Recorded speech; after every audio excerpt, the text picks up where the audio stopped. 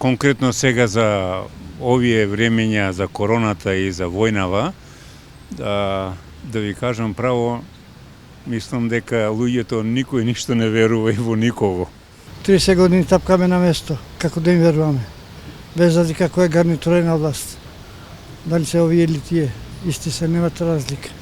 Па им верувам, не ни преостанува ништо друго освен да веруваме. Инаку би биле изгубени. Можеш да им веруваш, што се вика 10%, другото све тешко да им веруваш. Све лажат за нешто.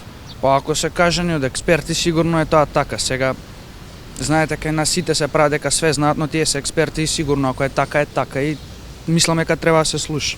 Направивте некоја залиха зејтин или? Не, тамо работа. Знаете што? Пример. Една пријателка вика, ние си земавме 10 пакети зејтин.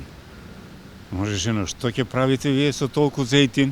Па да има, знаеш што, ако фати војна. Па ако фати војна, ќе дојдат тие што немат, ќе ти го земат пак зејтинот. Ако лажат, ќе се види дека лажат. Мислам, ќе биде очигледно. Значи, ќе го нема зејтинот во хипермаркетите, во обичните дуќани, што се однесува до вакцината, кога светска медицина тоа го препорачува, па зашто да не им верувам на нашите доктори.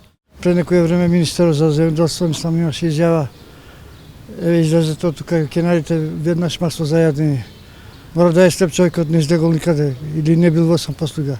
Никаде немаше масло за јадење. За зејтинот претерана цената е, претерана, а за вакцините тоа е одлука на луѓето.